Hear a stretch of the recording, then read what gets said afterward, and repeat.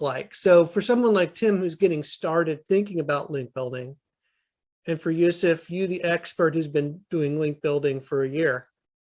Yeah, well, I would say, as you mentioned, start looking for tactics that don't need a tool, like searching for a topic and trying to make it better. Well, I'm talking here tactics that could get you a lot of links and good quality ones. Like, this is something I was going to tell you tomorrow, but maybe I'll just spoil it now.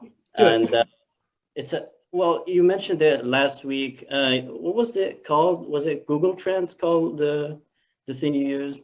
And I was thinking maybe we could use it also for link building, for finding good topics, like going on 3 years ago data and see what was popular back then, and find a topic that maybe it's outdated, and try to come up with a new article that's up to date to what was popular back then. So yeah, that's one way of doing a skyscraper technique, which is also something that that could result in so many links. I found that guest blogging is not really the best tactic because you don't have any leverage.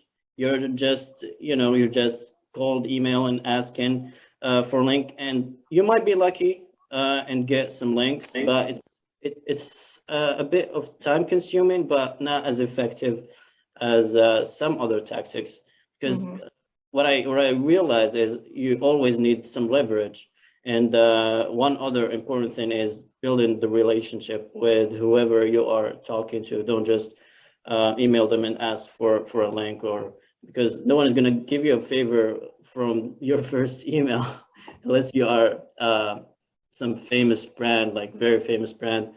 So because they are saying, oh, they are famous, maybe we will get recognition if we link to them. But if you're just a small business, you always need to build a relationship, and it might take some time, but it's going to be worth it.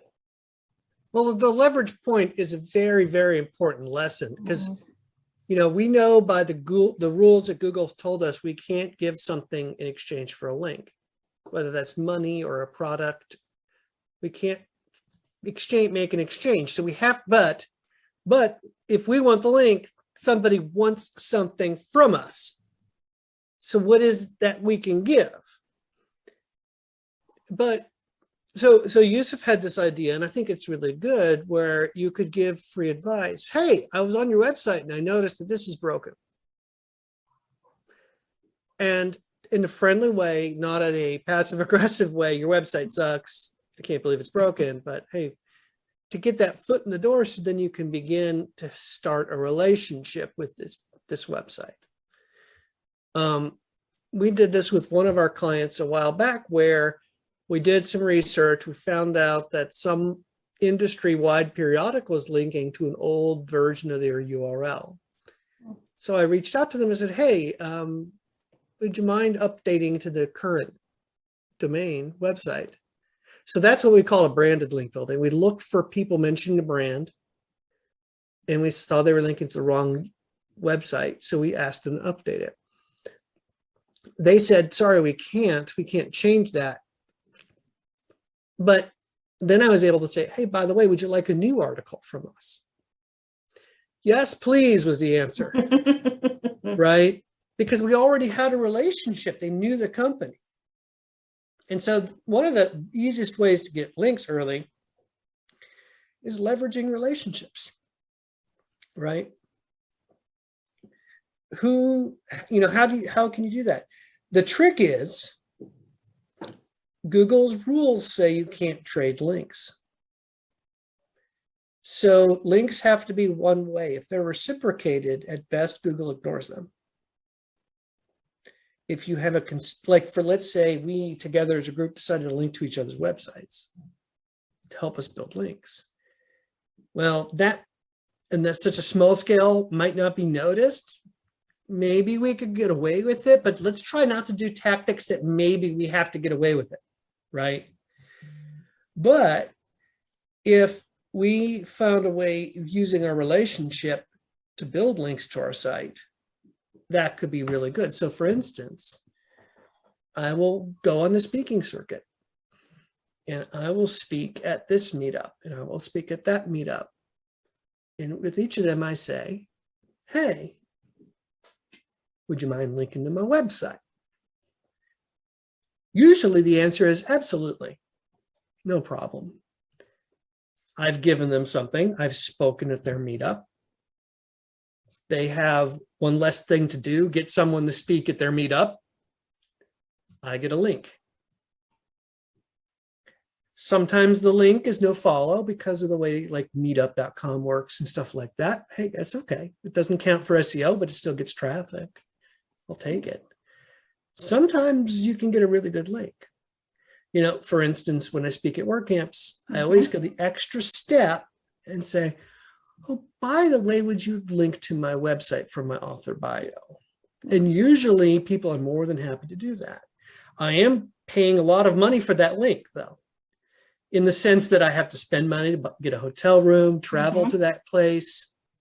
Yeah, spend It's a time link- working. It's a on very your expensive link if you think about it, right? Yeah, yeah. So I better be getting a lot more than a link out of that, right? And I do. I get to meet cool people, get to hang Yes. out, get out of town, get away from life, have a good time. It's really worth it.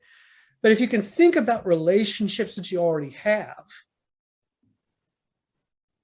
that might be great, you know?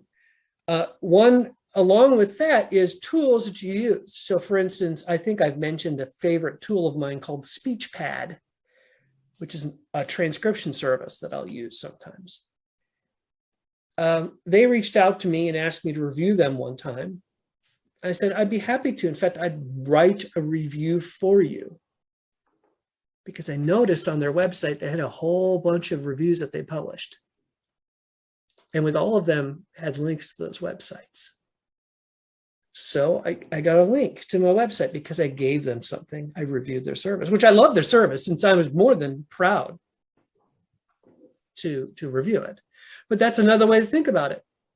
Who is talking about, who would be willing to talk, who could you give a review for, right? Who would be able to link to your site, you know? But again, you can't reciprocate that. I had a business colleague of mine. We had this conversation about speaking at his event, and he hinted strongly that I should write about it in my blog and then link back to him. There was a mutual scratching each other's back here, so I kind of did it, but I no-followed the link back to him. Because if I trade links, I'm breaking Google's rules. He noticed that and said, what gives? Why did you no-follow the link back to me? And I said, I'm so sorry, I have to comply with Google's rules. And Google's rules say we can't trade links. And if that meant that he had to no-follow his links to me, well, then that's too bad. But but that's okay. But I think that's the lesson here Yusuf is talking about, very important. There is a cost, even if we're not paying money or products. And it's all about relationships and developing and using your existing relationships. That is probably the best way to start getting links. Great. Yeah, good topic. Yusuf, did you add anything to that about getting started with link building? Yeah, I would also suggest that maybe Tim can read more about it. And I mean, it depends actually. How much does he want to go all in into doing link building? If it's just, I mean, if he just wants a couple of links, I wouldn't suggest some tactics that takes a lot of time and that won't result on many links. But if you want to go all out and get some good quality links, maybe he can try maybe one of the two for a month and see if he likes it. And yeah, maybe he can get some good broken link opportunities, and yeah, that would be much better. I would say it's better than wasting a lot of time and getting no results. Yeah, It's up to I think him. that's the biggest cost for link building is the time it takes to do it Mhm. right.